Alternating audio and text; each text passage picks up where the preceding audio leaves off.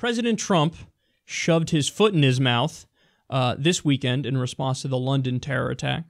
So let me show you this tweet here. This is from the ACLU. Ignore their response first. Just look at his tweet. It says, "We need to be smart, vigilant, and tough. We need the courts to give us back our rights. We need the travel ban as an extra level of safety." So the ACLU said there, now you can take a look at that. It says, "Glad we both agree the ban is a ban." Now, why is this newsworthy? Well, Trump's lawyers just spent months in court arguing that his ban wasn't a ban. The whole crux of their argument as to why they should be allowed to do this ban is that no, it's not a ban. So you guys have it twisted.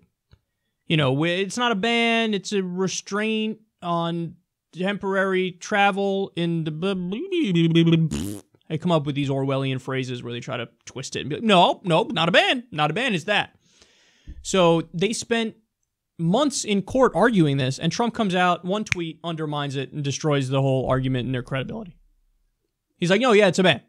We need to put the travel ban back in place. He also goes on to say, by the way, we shouldn't do the watered-down version, the second version, which they had to do to try to give it another shot at making it legal, even though it still didn't pass that bar. But they had to water it down a little bit to try to make it legal because it was too explicit and illegal and unconstitutional, the first one, and the wording was just obviously unconstitutional.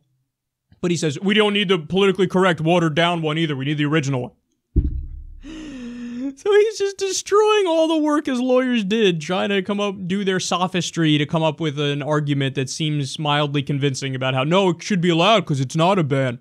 And one of the points that a lot of the judges made when hearing this case is, look, who are we kidding?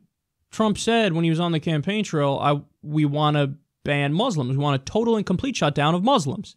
And then later on, Rudy Giuliani admitted in a moment of honesty on air on Fox News, like, yeah, he called me and asked me how to legally do a Muslim ban.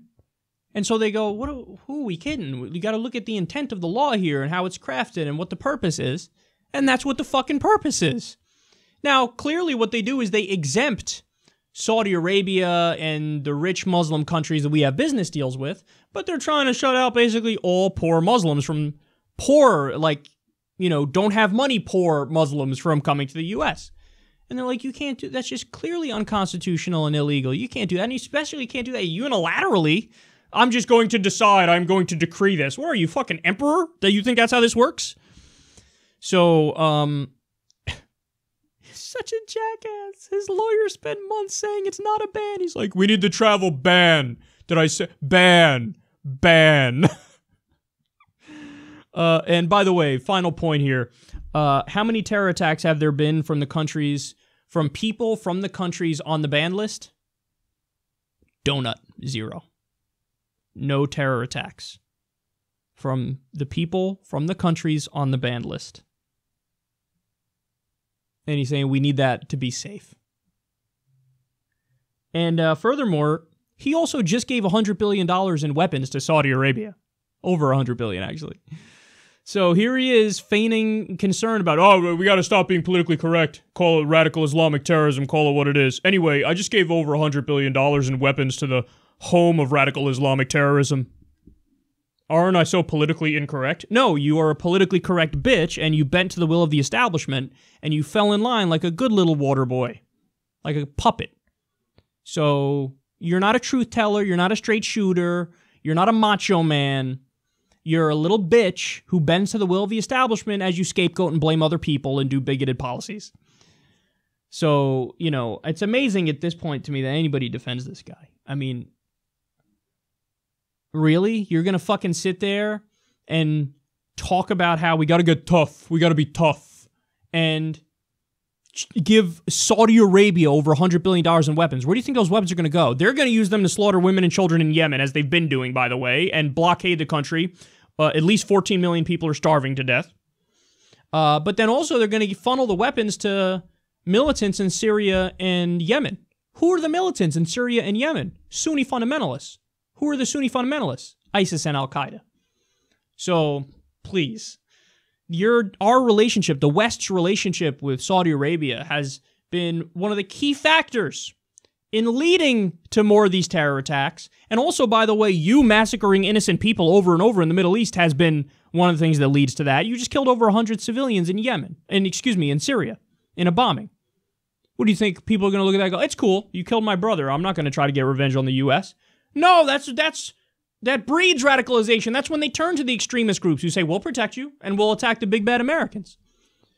So he's so wrong about so much, but he loves to pretend like, we're going to be tough and strong and vigilant, and I'm going to give more money to radical Islamic terrorists as I pretend to be against radical Islam. And if you were, you shouldn't do a banned list and ban people from whole countries. How fucking stupid is that?